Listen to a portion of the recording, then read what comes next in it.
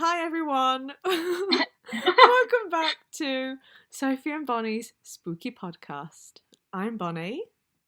I'm Sophie. And today we will be talking about serial killers, crimes that have shocked us, the glorification of killers, and their place in pop culture. A disclaimer, the content in this video may be disturbing to some.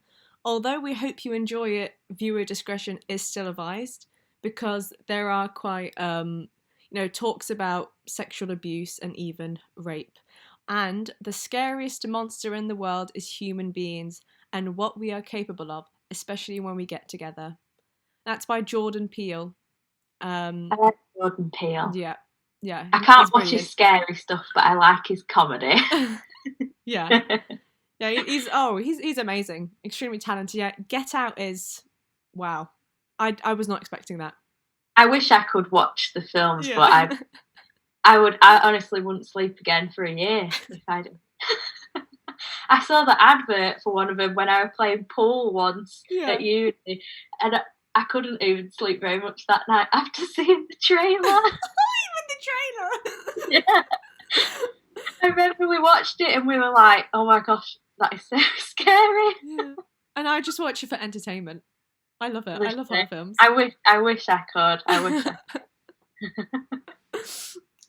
What is a serial killer?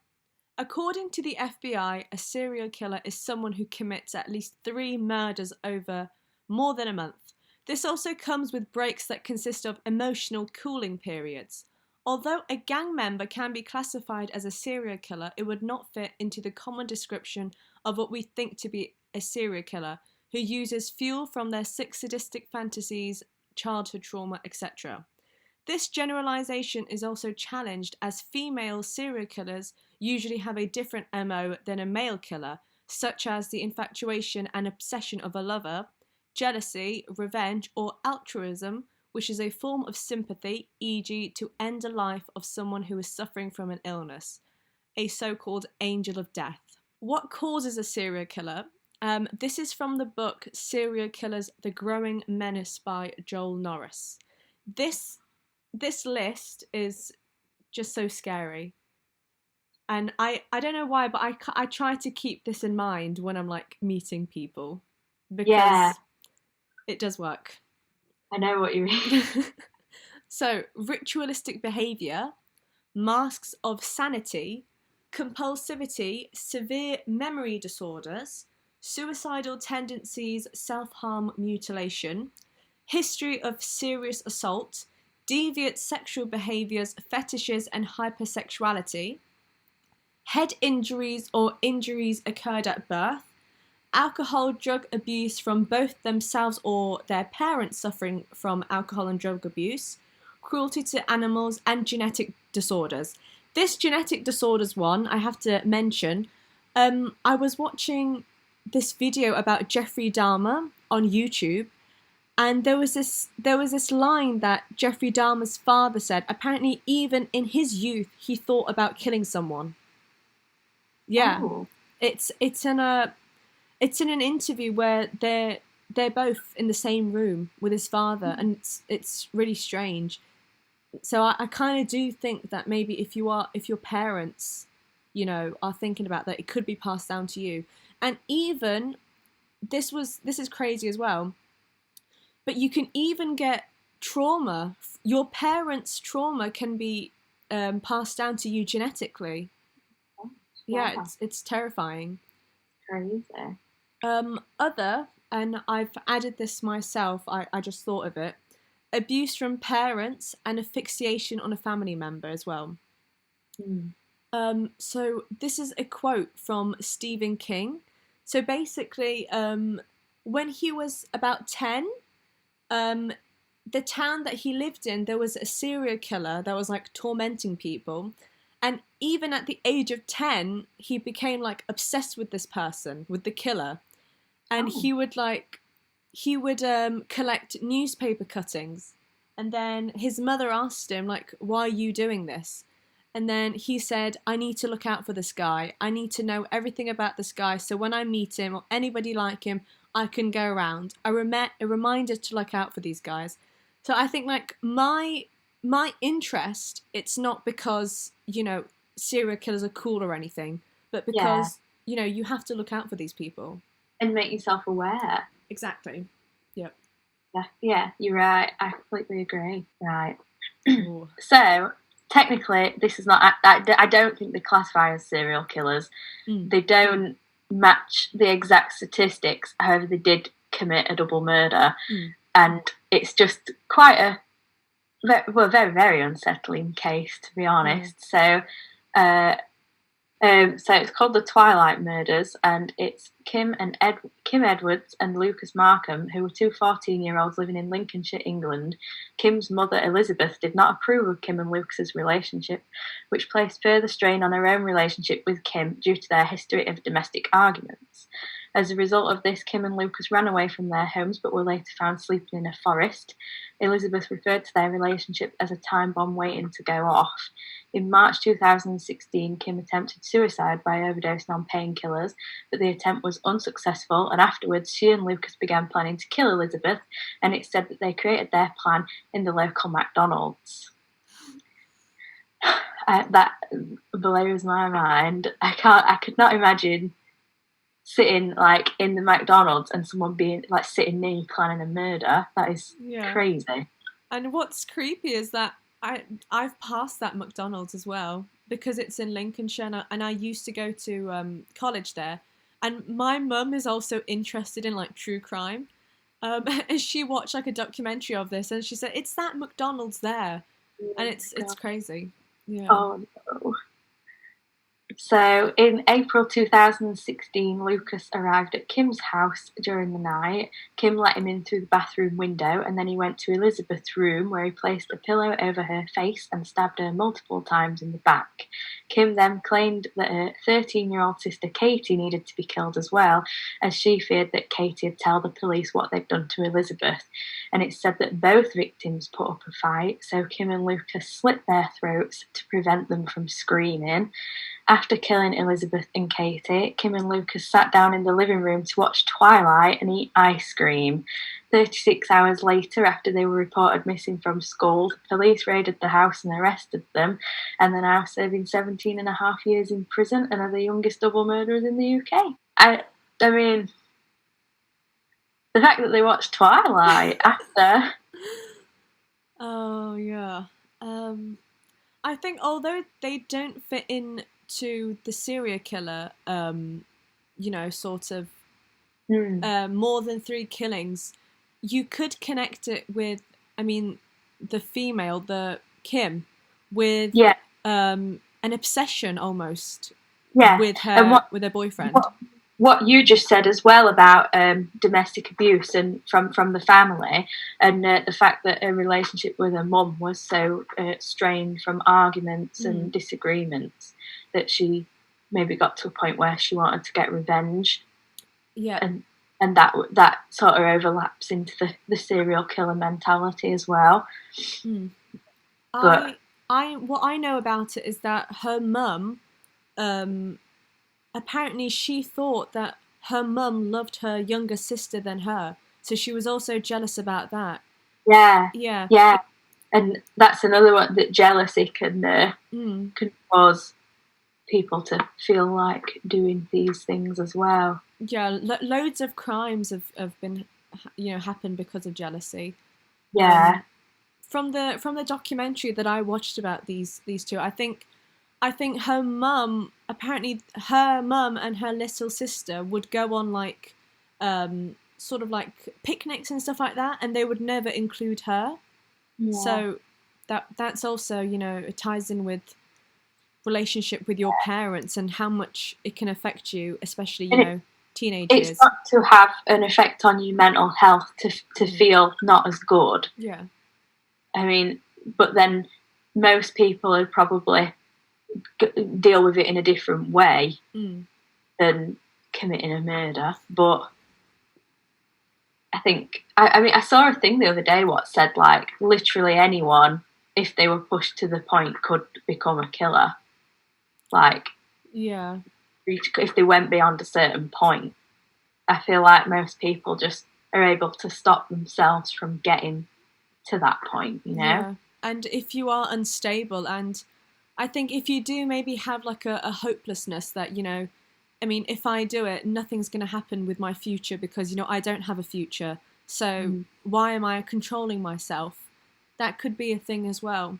But like, it's strange because how family is so important in everything. Because I mean, there could be like what? How can I say this? Like, if you are a single child, you could have the potential of being quite narcissistic and quite spoilt if your parents aren't doing a good job. But then when the whole sibling things happen, there can be rivalry and like jealousy as well. So it's quite sad. It is. I think so. How many years are they serving? 17 and a half years in prison. Yeah, and that'll be recent as well, because 2016 quite recent. So they'll have only done a few years. I can't do maths, but even as simple as that. And they were only. And I'm awful at maths as well. And the fact that they were 14-year-olds, which is crazy. And the fact that, they did watch Twilight and eat ice cream afterwards, I guess that it shows how immature that they are. Yeah, that like childish element is still there. Yeah. And it's like a really weird contrast with what they've just done. It's so strange that although they are so immature, they are still able to do something as evil as this. Yeah. It's crazy. Have you heard this only happened like a few days ago, but a 15-year-old boy, he got stabbed in a field. He was set up by his girlfriend. Oh. Yeah, it's a recent news. Apparently she sent her nudes to someone else and her boyfriend found out, and then he asked her to stop doing this. So on Snapchat, she asked someone to kill her boyfriend, and she said she will pay £154. Like, £154 is the worth of someone's life. It's awful. I don't understand how someone can be immature but then do that much evil. Yeah. It's a bit like those two boys who kidnapped the little boy, James. Oh, in Liverpool. Yeah, I think so. Like, again, how was that possible? That creeps me out. That's one of the worst things that I've read about, honestly. I watched a documentary about it when I were in high school, and honestly, I can't even begin to imagine how that could have even happened. Yeah. Even in the autopsy information, apparently they also like sexually abused him, I think. Yeah. Which is just I don't understand. At that age, like, yeah, it's crazy. You must have had some sort of exposure to these sort of things, or like you said, if it could be passed on genetically, that could be maybe the only explanation, really. I think with when it comes to like your youth, like a lot of like serial killers, a lot of them starts out from a very young age, because do you know Richard Ramirez? There's also going to be like a Netflix documentary about it, which I'm going to talk about later on. But I think when he was quite young, his uncle would show him like pictures of dead bodies from like the Vietnam War, I think. And from that age, because you view that sort of stuff, I guess it changes you. Yeah. And even today, like, apparently, like, 10-year-olds are the viewing age of porn is like 10. Like, that's just it's terrible. Oh, like, imagine what's that going to do to your mental, it's terrible. Oh. Yeah, it's awful. Oh, yeah, that's really bad. The thing of family, continues in my next one as well, which I'd never actually heard of this one before, and I ended up finding out about this woman just through looking on, just through looking. Well, it were actually at the time when they were doing the recent executions in America. Oh, yeah. I found out about her from that. I can't remember the exact way I did it, but anyway, Dana Sue Gray, she lived with her husband in the gated community of Canyon Lake, California. She was in a substantial amount of debt and did not have much contact with her family, which it said that she'd fallen out with them over disagreements about somebody's will in the family and what money was going to go to who and things like that. So she left her husband in 1993 and filed for divorce after moving in with a new partner. In February of 1994, she contacted her ex-husband's family requesting to meet with him. He agreed but never showed up, and later found out that she'd taken out an insurance policy on him which would have covered her debts in the event of his death. Oh. So it's kind of speculated that she might have been planning to kill him for the money to pay off the debt. On the same day, in February, Dana's thought to have murdered her first victim, Norma Davis, an 86-year-old woman who she'd lived with for quite a while. Norma was found 2 days later by a neighbour, and she had 2 kitchen knives sticking out of her, one in her neck and the other in her chest. Norma's social security check was found, along with a shoe print near the kitchen, but there were no sign of forced entry to the house, and Dana wasn't convicted of the murder because there was a lack of evidence. But it kind of points that way. Yeah. With the no forced entry. And then a few weeks later, Dana killed her second victim, June Roberts, who was 66. She also lived in the gated community. Dana claimed that she had a drinking problem and wanted to borrow a book from June. After entering June's home, Dana cut the telephone cord and used it to strangle June. She then stole 2 of June's credit cards and went on a shopping spree an hour later. God. So that, for me, that relates with the previous one about committing the murder and then watching Twilight. Yeah. Like, killing this woman and then going on a shopping spree. It's like, it's sort of like a split personality thing, isn't it? Like a Jekyll and Hyde thing. Like, you do the bad thing and then you go and do an extremely normal thing straight after. Which I thought was quite strange. It's very strange. I think, are they trying to, as you said, maybe like in their mind trying to revert back to normality and possibly try not to acknowledge what just happened in a way, or it's weird. It's very like weird. do a normal thing as a distraction. Possibly. Dana's third victim was Dora Beebe, 87. After arriving home, Dana knocked on her door asking for directions and was invited inside to look at a map. Dana attacked and killed Dora and soon after used her credit card to go on another shopping spree. And then a few days before killing her third victim, Dana attacked Dorinda Hawkins, who had been working alone all day at an antique shop. Dana strangled Dorinda with a telephone cord and then stole $25 before going on another shopping spree with June's credit card, who was the other victim. However, Dorinda survived the attack and was able to give a description of Dana to the police. Dana was arrested and said that she committed the murders to fund her spending habits.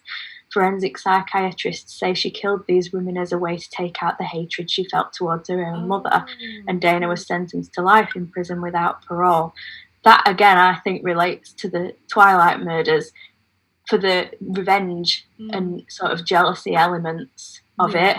But yeah, I think the thing of just going back to normality straight after is just crazy. Very. Because, as you were talking about it, I noticed that all of the women were elderly and they were all vulnerable as well. Yeah. I read as well that because they obviously lived in a gated community, when it had happened, I think after the second murder, most of the older women were all like, they all sort of lived together in one house or moved in with their own families because they were scared. Well, they saw the pattern that it were only elderly women that were getting killed. Yeah. But then obviously once she'd attacked Dorinda Hawkins and she survived, they were able to arrest her and stop the killings. It's scary that there's this fixation, this trigger on like a certain like aesthetic of a person, because even like Ted Bundy, apparently he would go after women who had long dark hair and a middle parting. Apparently that was his thing. Very specific. Yeah. And I guess that ties back to maybe his first I don't know about that, but yeah, it's just like a fixation towards certain things. That'd fit in as well with the list that you talked about and the way that you'd watch out for that in people, because I would imagine that living in a gated community, you would know of everyone living there, and so that must be even more, like, make it even worse for it to literally be someone that you'd know who did all this stuff, and like maybe people would have never thought to look out for those traits that were on the list and stuff, you know. And again, like, before she killed them, she kind of sort of like pulled them in with a promise of helping them, which is terrible, and like tricked them and used their kindness to like to her advantage, to use them, making them let their guard down and then being able to attack. Exactly. That's awful. So this is my next one. I've saved this one till last because, in my opinion, this is definitely the most disturbing of all of them. Yeah. So this one is about John Christie, who is known to have murdered at least 8 people at his home in Notting Hill, London. He was originally born in West Yorkshire. He grew up with an uncommunicative father and a mother and older sisters that bullied him throughout his childhood. In 1911, his grandfather passed away in his house after a long illness, and he said that seeing his grandfather's dead body gave him a feeling of power, as a man he was once scared of is now just a corpse. Wow. And that again relates because he would have been a child at that time. Yeah.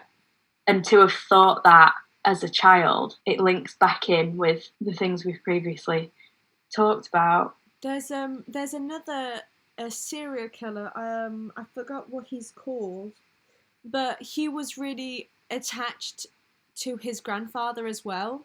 And he said that, so his grandfather had died, and apparently they brought the body in the coffin into the living room, and his mother didn't tell him that his grandfather had died.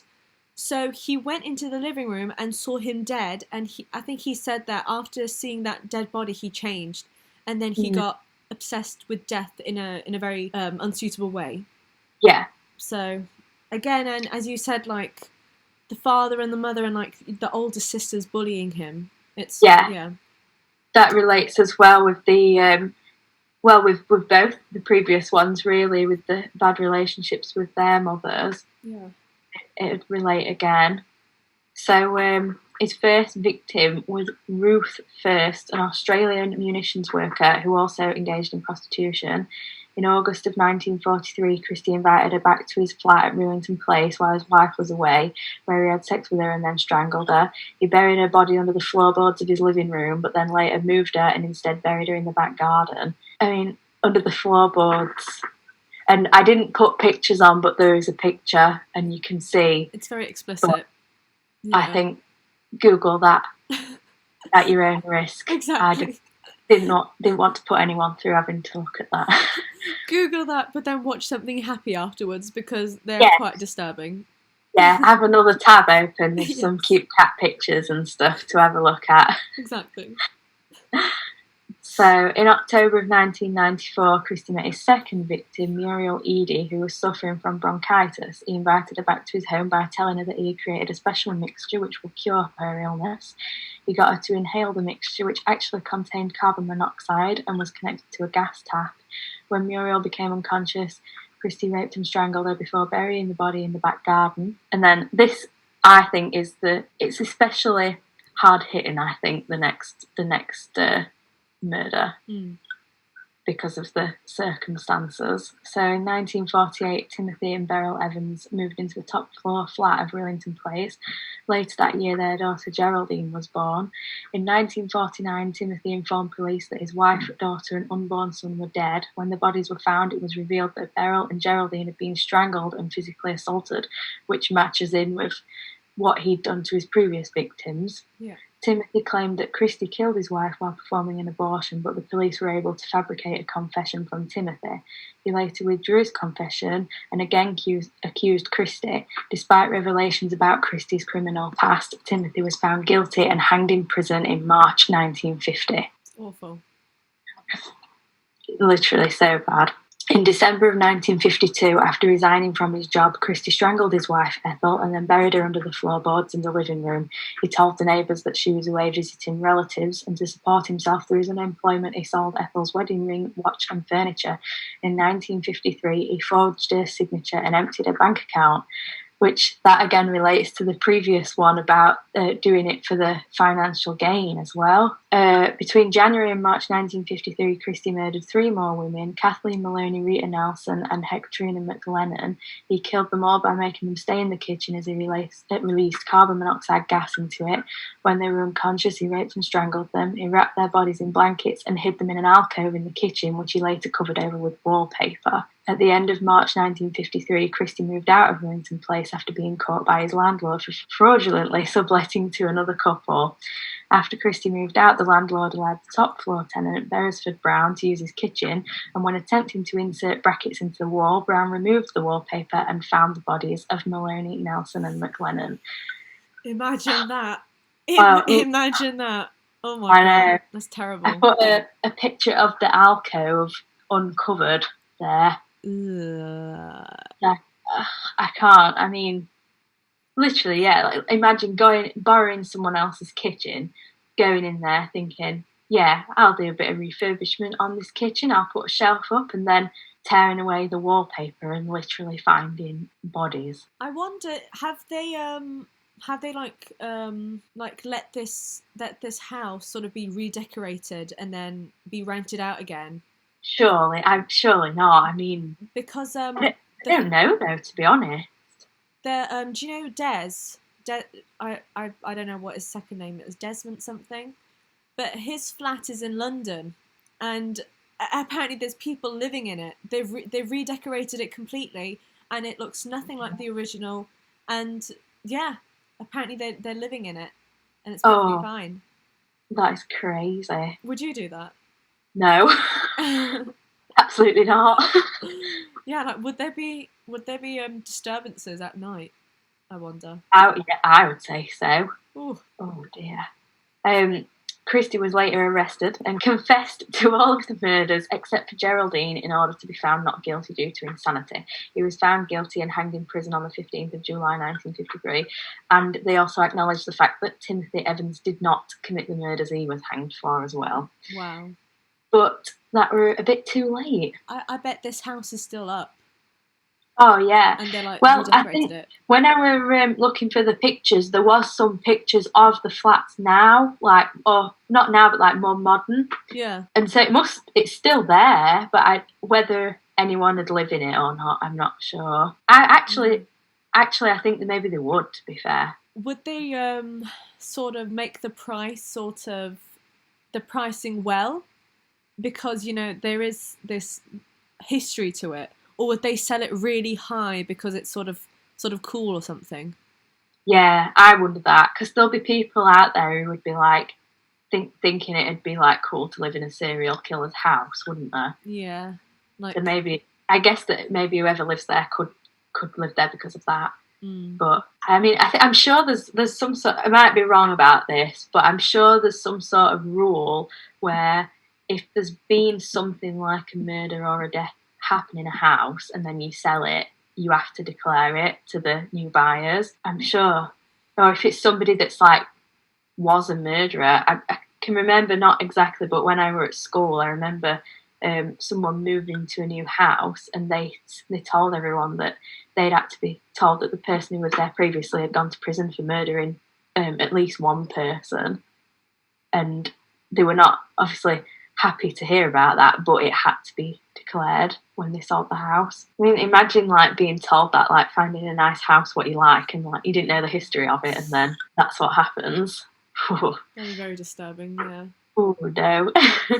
Some more disturbing crimes that have shocked me. These are quite kind of explicit, so I'm definitely gonna. Oh, that's what it's called, age restriction. I'm gonna have to. Yeah, I'm gonna have to restrict this video because it's quite dark.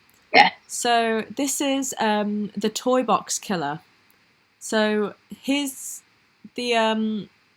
count is quite higher than the previous three. So apparently it is believed that David Parker Ray has tortured and killed more than 50 women in a soundproof trailer of horrors.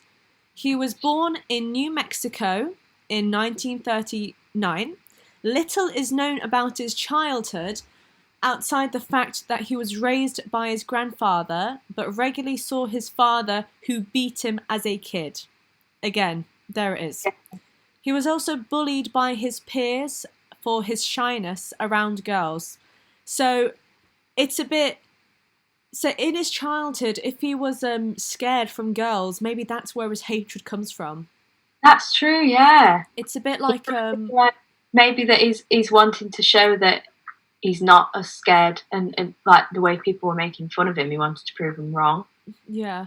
A bit like Ed Kemper. I think he had the same thing in his childhood. He couldn't talk to girls, and then that's what happened. It's, again, this trauma from childhood. It sticks with you. Yeah. But I guess, not everyone who has trauma ends up a serial killer. There are, good people who kind of learn from that. I think that's like what I was saying about some people must have like an instinct where they can turn it around and they can go the other way, like, and go on to be successful and do good things. And then some people might get to a point, like you said, where they think that it's not worth trying to control what they're doing and get the revenge that they want, and then go about it in the wrong way. So after arresting Ray, the police gained a warrant to search his home and trailer, and what they found shocked and disturbed them. His toy box contained a gynecologist-type table in the middle with a mirror mounted to the ceilings so his victims could see the horrors delivered upon them. Oh my gosh. Littering the floors were whips, chains, saws, and numerous sex toys. So he would abuse and torture these women with the help of his girlfriend and accomplice, Cindy Hendy. His girlfriend helped him. And I think his girlfriend also like picked the women out, I think, because they were abducted. Oh no. And before the torture, he would also play a cassette tape detailing what the women would endure.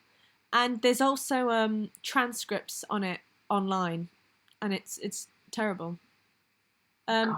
He would use drugs that would induce amnesia and memory loss in his victims, so they could not remember what happened to them. In their investigation, police found evidence of several more killings, including diaries where he detailed the murder of at least 50 other women.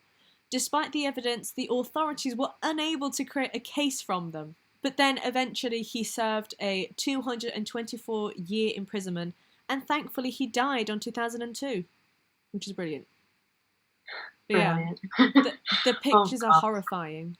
That is scary. I thought that was like the back of an ambulance or something. I guess it ties into like the medical thing. Yeah. Again, the whole fetish thing, whole trigger thing from the list, just it's terrifying. The mirrors on the ceiling, I think, I don't know, my mind just ends, my thought just ends. Yeah, stuff like this. The mirror and listening to a tape telling you what's going to happen, and then having to watch what's happening in the mirror, like, that is just, like you say, it's just, you can't think about it, really. It's just crazy. As I said, it fits in with the sadistic sort of strange fetish things that he has. Yeah. Yeah, it's terrible. I think as well, like the power, like the power feeling. Like when I was talking about John Christie, and he said that seeing his grandfather dead made him feel sort of empowered. Exactly. That could be the same sort of thing. Exactly. And because that's a really good point.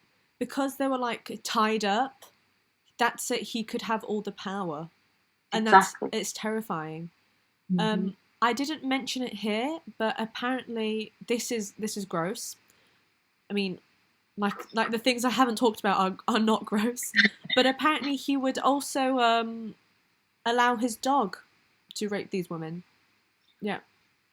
Oh, it's disgusting. Then again, you mentioned animals on the list. Oh, cruelty to animals. Yeah. That definitely, yeah. That could overlap there as well. But I think definitely, as knowing that, that he was bullied, that definitely, I think, ties in with the whole controlling dominance thing.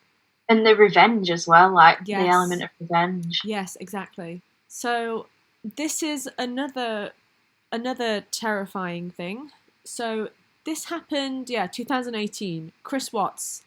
So on the 13th of August, Chris Watts murdered his pregnant wife, Shannon Watts, and their 2 daughters, 4-year-old Bella and 3-year-old Celeste.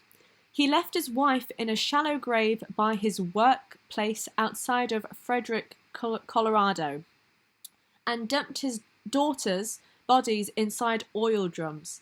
He has pleaded guilty and is now serving a total of 5 life sentences in prison. The sick reason for his murders eventually came out. Watts proudly proclaimed that he committed the murders so he could be with his mistress. Yeah, exactly. Nicole Kessinger, who has claimed that she has nothing to do with it, however, her suspicious internet searches and a mysterious 11-minute phone call on the day of the murders have led authorities to think otherwise. And he has also said, "If I hadn't met Nikki, I would have never killed my family." Oh. And that's where the bodies were found, in the oil drums. How would you even get them in there? You'd think there'd be an easier way, just telling your wife that you wanted a divorce or something. Really. There is, if you watch the documentary on Netflix again, there's a lot of things that connect with this. I think, I mean, at the time, I think he was sort of struggling, their relationship with his wife.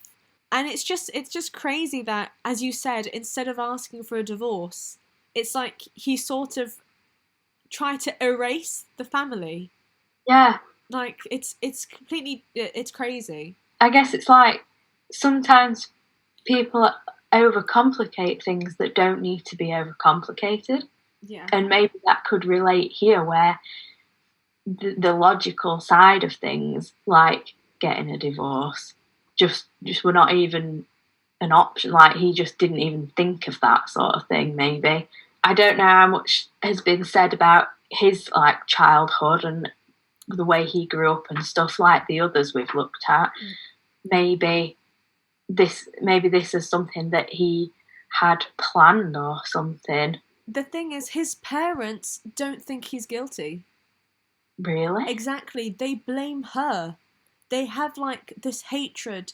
They as I said, in the documentaries, she's the mother of Chris Watts. She wrote a book, and she thinks that he's completely innocent. And she says that Shannon was controlling and very overbearing, quite dominant. It's strange. The parents think that he's innocent. Am I right in thinking as well that on this one, this is the one where they said that she actually killed the kids first? Did he? Yes. Say that she did it and then later admitted it was actually him? Yeah. What's really weird as well, this freaked me out. So this this image is from the body camera of the police. So Yeah. she went missing, and her close friends called the police. So basically, Chris Watts stood next to the TV while the police questioned him. As they chatted, a fetus, then a skull floating in oil flashed on TV. Crazy coincidence. His wife was pregnant and he put his 2 daughters in an oil tank. So basically he killed 3 people because she was pregnant.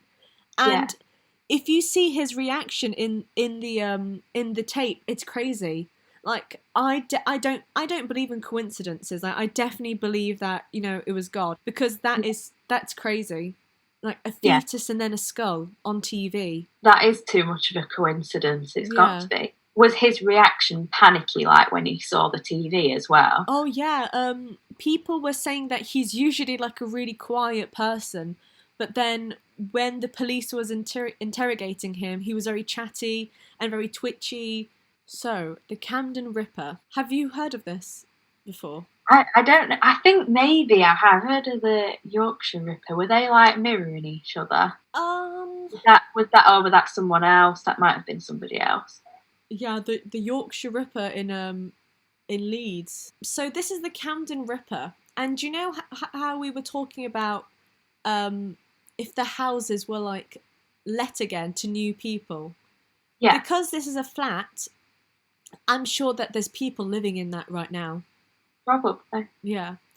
So, Anthony Hardy was born in Winchell near Burton-on-Trent in Staffordshire, the youngest of 4 children. It was known that he was a normal child, but later on in life developed mental health issues.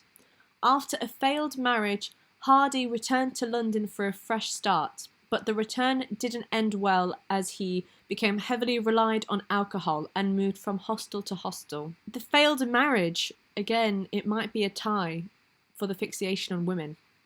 Yeah. So Anthony eventually moved into a flat in Camden. Neighbours in his building would mention strange noises that would come from his flat late at night. An event of Hardy scrawling an obscene message on the door of an upstairs neighbour's led officers to Hardy's Camden flat on January 20, 2002.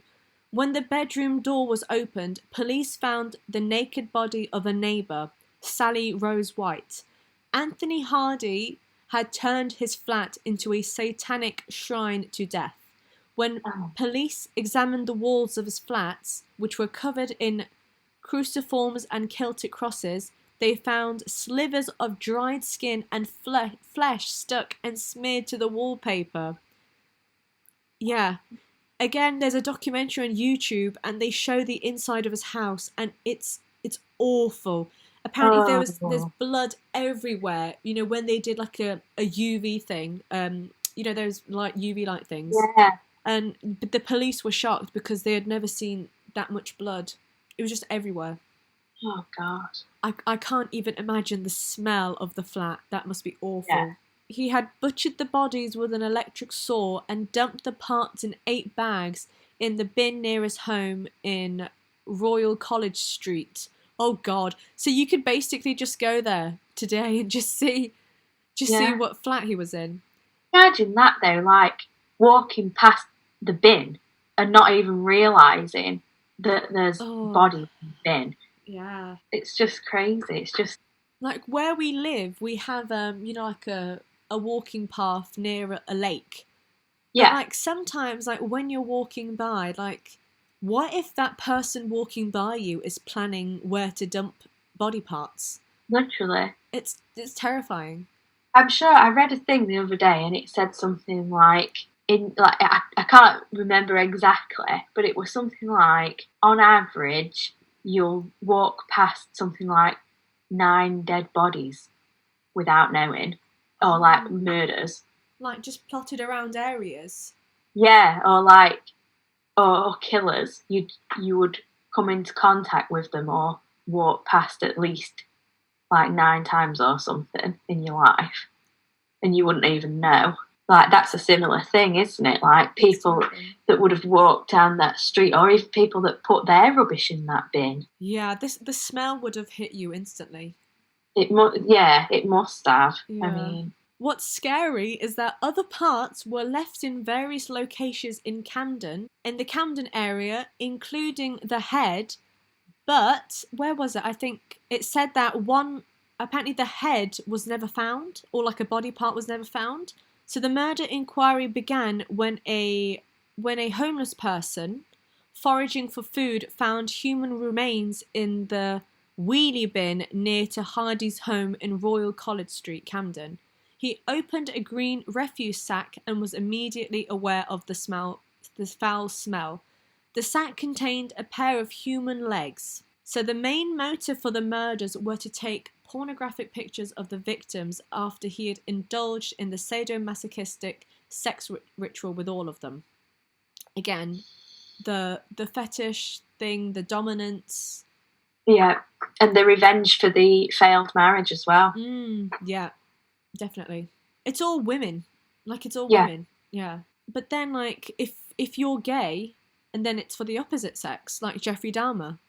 Yeah. So it's maybe connected to, your sexual sort of preference, maybe. Possibly. Yeah. So all women were strangled by Hardy. And apparently he told the police that it was a part of a sex game and he hadn't intended to kill his victims, which, isn't true. So Mr. Justice Kelly passed 3 life sentences and told Hardy he must never be released. But last year, on the 26th of November, the news that Hardy had died in jail due to sepsis was announced. Only last year? Yeah. That's crazy. What scared me was the documentary on YouTube said, apparently, so outside the building, there's benches facing his window. Apparently his neighbours would see him just staring at his flat. And a neighbour asked him what he was doing, and I think he said that he was afraid to go back into his flat. It's but it's so creepy, the pictures. Ugh, it's awful. Terrible, yeah. But he had loads of like mental issues. Yeah, I mean that seems to be a connecting factor in a lot of them as well, doesn't it? Like mental health.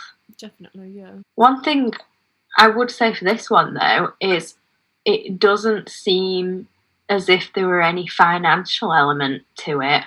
Yes, exactly. Like the Dana one and the John Christie one both had an element of something to do with getting money.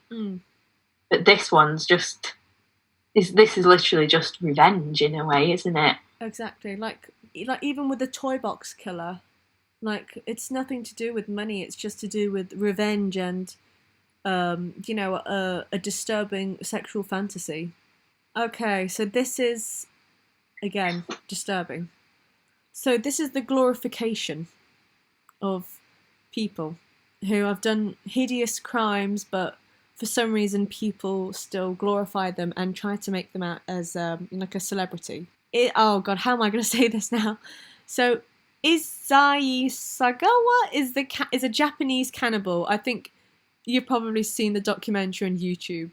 Sadly, yes. I have. The pictures are really disturbing, and I didn't want to add them in. No, I looked at the pictures and no, I think you did right not putting them in. What's terrifying is that whilst he was living, thank God he's not living today, he was treated like a minor celebrity.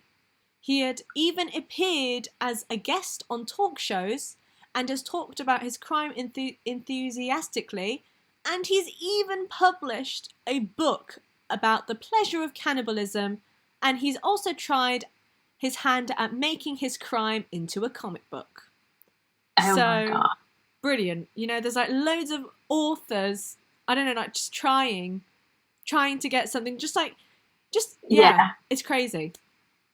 And that's his book there.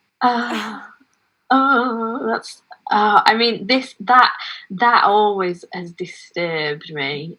I just don't That understand. case, and honestly, like I didn't know that about him being sort of considered as a celebrity Yeah. and being on TV and writing a book. That just.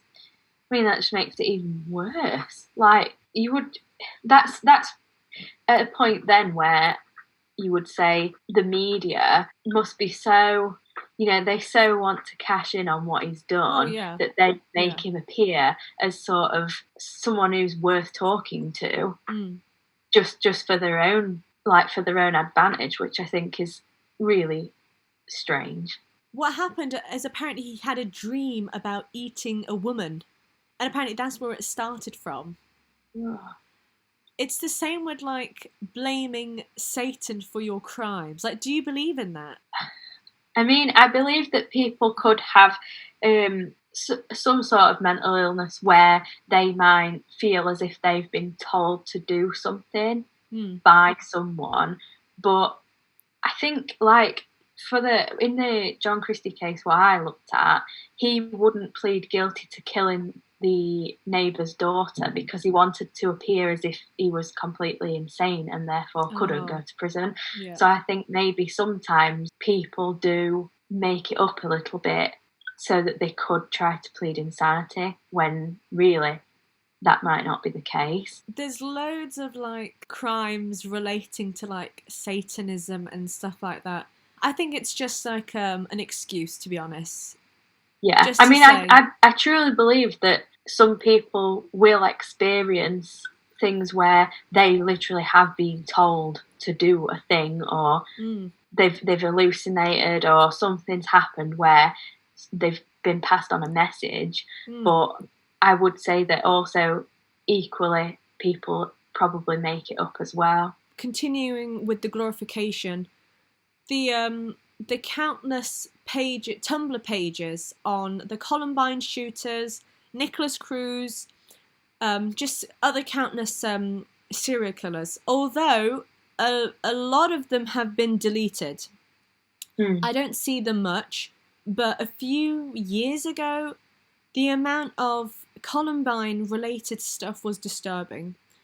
And I've even added some few pictures there. It's just like edits of like Jeffrey Dahmer and stuff like that. It's gross. And then there's like a Tumblr post, and this is recent. Columbiners be like pictures of Dylan's hands. Yes, oh my god, so hot. Like, what the hell? I don't get it. That's like weird because that's like the sort of thing that you'd see like young teenage girls do about like boy bands and things like that. Yeah. Like, how could you say these things about serial killers, a murderer in any capacity? It's just... That ties in with a paraphilia, which is sexual arousal, with a partner known to have committed an outrage, cheating, lying, known infidelities or crimes such as arson or murder. It's called hybristophilia. So these people, like even Chris Watts and Nicholas Cruz, they've been getting love letters in prison. Oh my god! It's the same with like Ted Bundy and Richard Ramirez. I think Ted Bundy he got married in jail or something. Yeah. Like, why would you allow that? It's gross. So one admirer has told, I think this is talking about Chris Watts, she has said that she didn't care about him slaughtering his family. Trust me, you will not be sorry. Fellow sick admirers have urged him to be strong and turn to religion. Apparently, a 2,000-page document has been signed that was sent to Weld Country Jail in Colorado before he pleaded guilty. Wow. I read that a bit confusing, but apparently she wrote a 2,000-page document saying that Chris Watts was innocent and she believed that he didn't slaughter his family.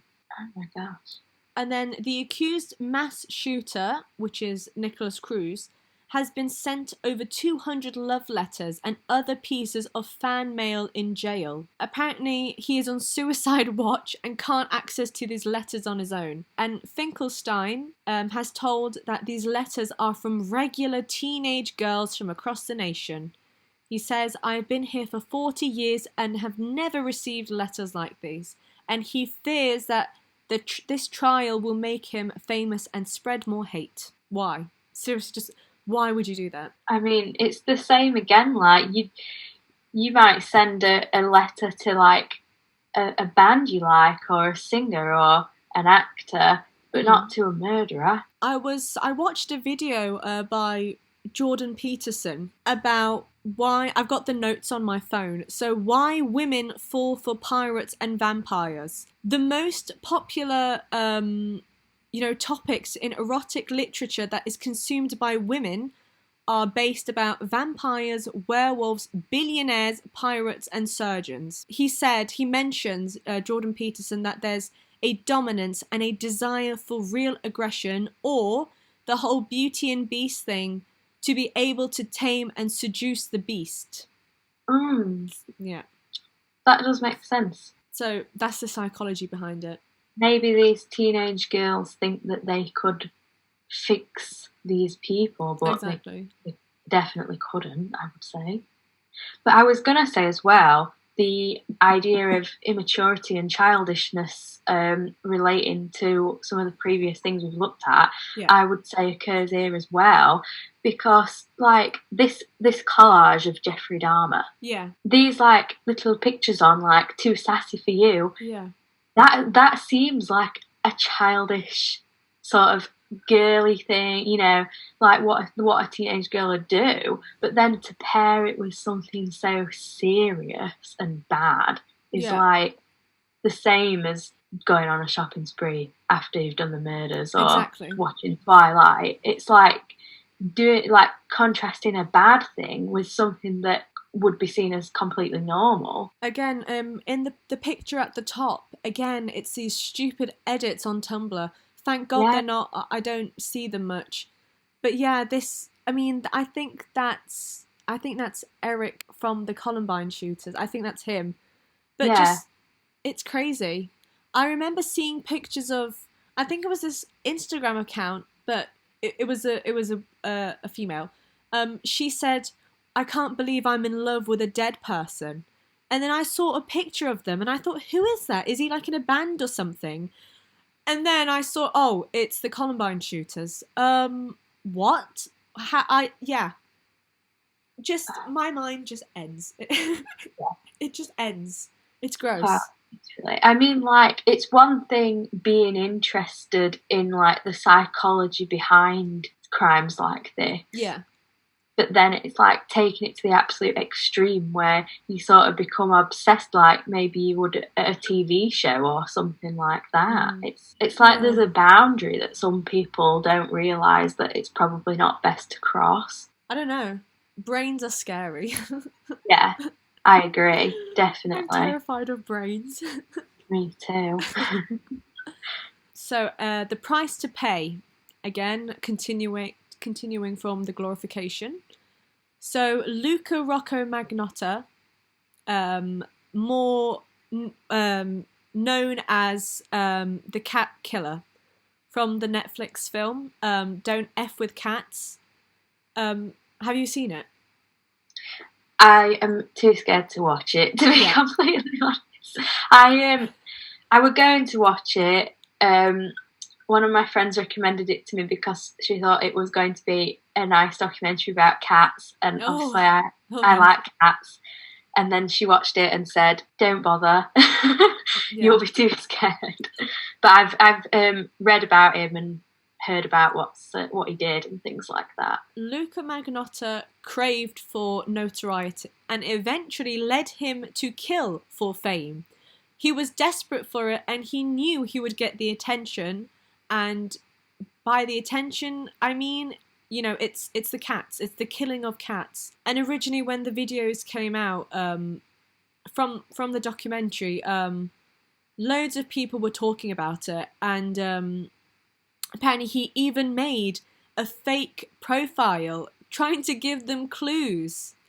Yeah, he was he is like a very narcissistic person, and he was eventually convicted in 2014 for killing and dismembering a Chinese international student named Jun Lin, and he mailed the body parts to political parties in Ottawa and 2 schools in Vancouver, and then eventually he uploaded the murder online. So prior to these, he was known for torturing cats, and he knew the attention would get what he desired.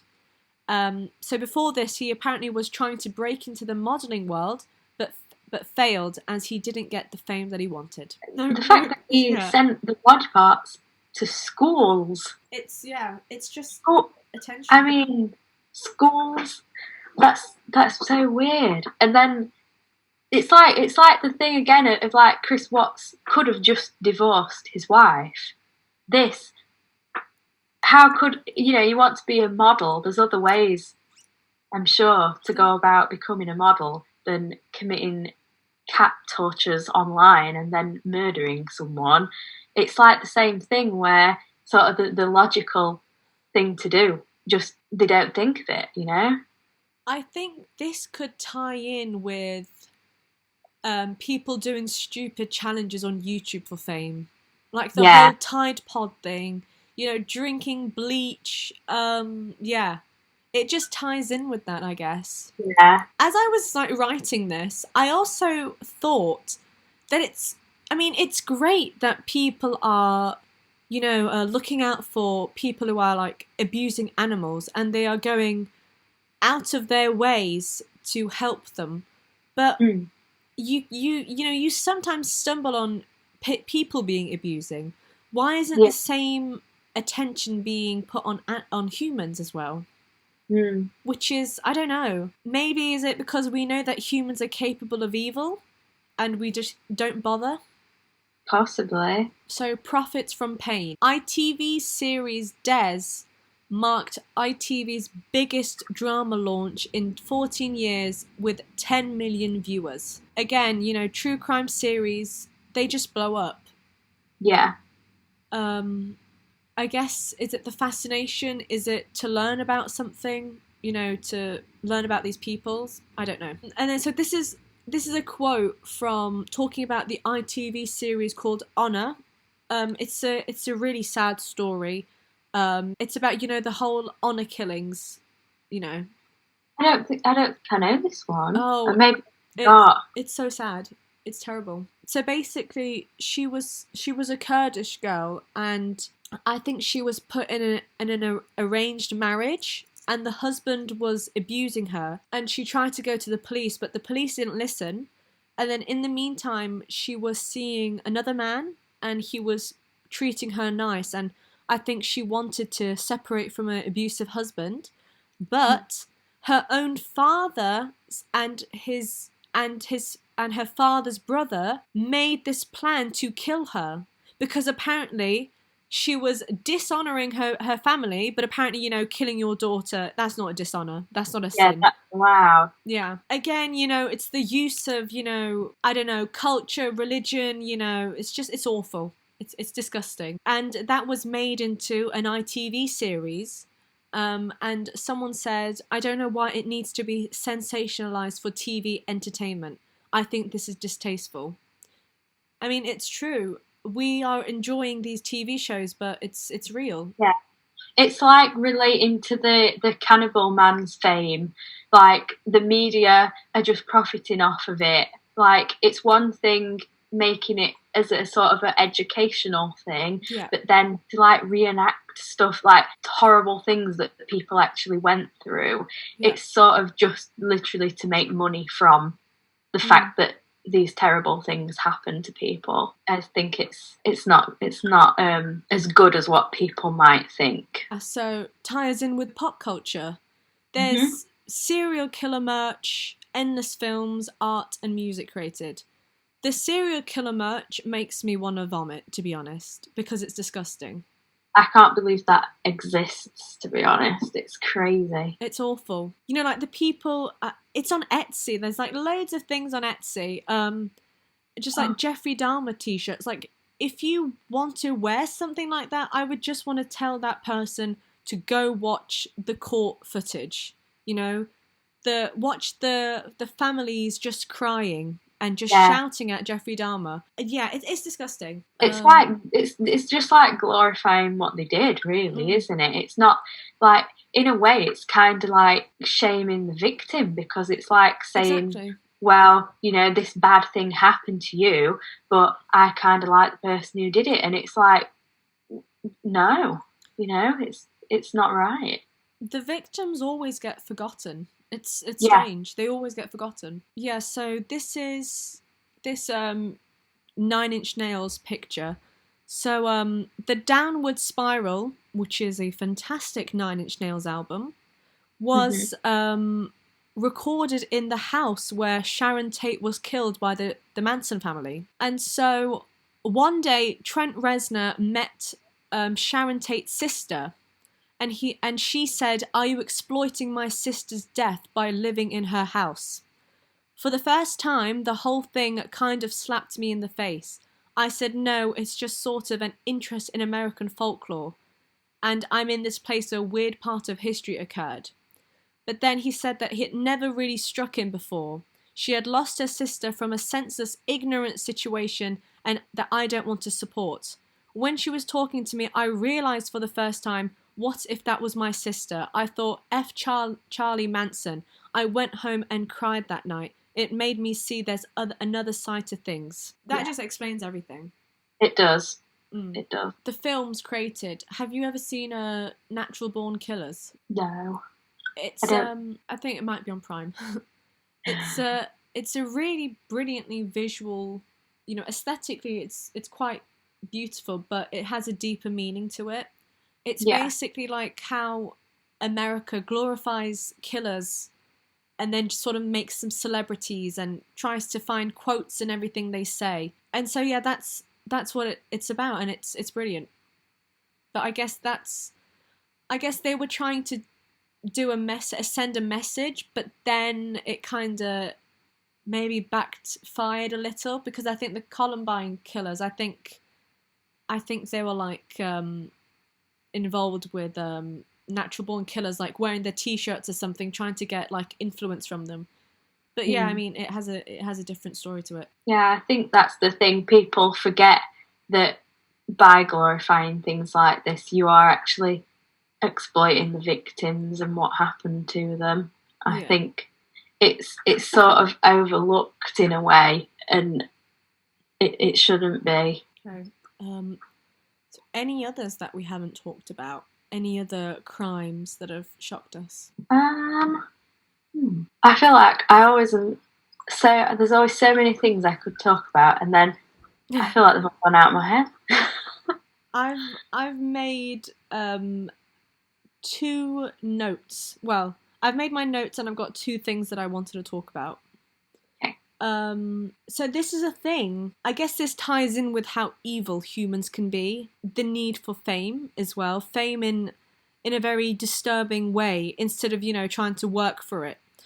So apparently, have you seen those animal rescue videos on YouTube? Yeah, I think so. Well, apparently there's several channels actually making fake videos. They abuse an animal, a puppy or a kitten.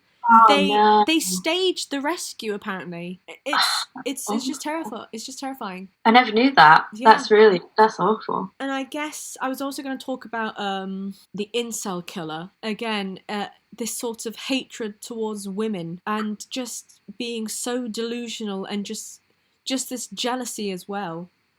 He basically, like, I think he did like a mass shooting, and the reasoning was that apparently no girl would like him and no girl would ever sleep with him. Like, that's the reasoning, because he was jealous. And like the whole incel thing is just terrifying. Just this whole sort of misogyny, just because you can't get your way, or just because you don't go on dates. It's awful. The internet as well, like the rise of like Reddit incels. It's just, explode the situation. What other crimes that have shocked you? I would say definitely the Yorkshire Rip. The fact that he ate KFC and then went next door and killed a woman near Sainsbury's and then dumped her body next to the car park behind. I think it's especially scary when it's somewhere that you know. I guess another thing I was going to talk about is Eileen Warnos. Have you heard of her? Possibly. I feel like I recognise the name. I think she's like the most well-known female serial killer. Mm. See, I guess because it's a woman, my feelings have changed, because I kind of think that she was innocent at the time, but... Oh, that reminds me of, I don't know if you ever watched the series that Piers Morgan did where he talked to women in prison who were serving life sentences. Oh, no. But it was a series a few years ago, and I'm not sure if it's on Netflix. It might be. It was really good and interesting. It wasn't like glorifying it. It was just really factual. And I remember him talking to this woman who had supposedly killed her husband, and she was adamant that she was innocent. Oh, wow. She was so convincing that she didn't do it, and if I remember rightly, there wasn't actually very much evidence to suggest that she did do it, but they were saying that the motive were there because the husband was rich, and if he would have died, the insurance policy would have been a lot of money. Yeah. And she were really insistent that, you know, she's serving a life sentence in prison. It'd be easier for her to admit that she were guilty, but she wasn't going to because she wasn't, and that she'd been set up. Wow. And honestly, I believed her. And I don't know about like other people that have watched it or things like that, but they were saying she's either just really, really convincing at lying, or she really is innocent. But a lot of the other women he talked to admitted the guilt to what they did, and showed that they regretted it and stuff like that. And I just kind of thought, you know, if you know you're not going to get out of prison, you may as well admit to what you've done. But the fact that she persisted that she'd not done it, it sort of made me think, you know, has she really been set up? Oh, here we go. This is the bit that we need to see. This is the bit that I've been looking forward to. Oh, oh God. Even that bee or wasp looks cute, and normally I'm not a big fan, but that does look nice. Just a little bee, yeah.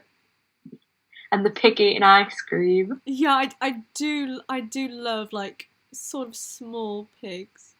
That table must be tiny. Yes. What's that big?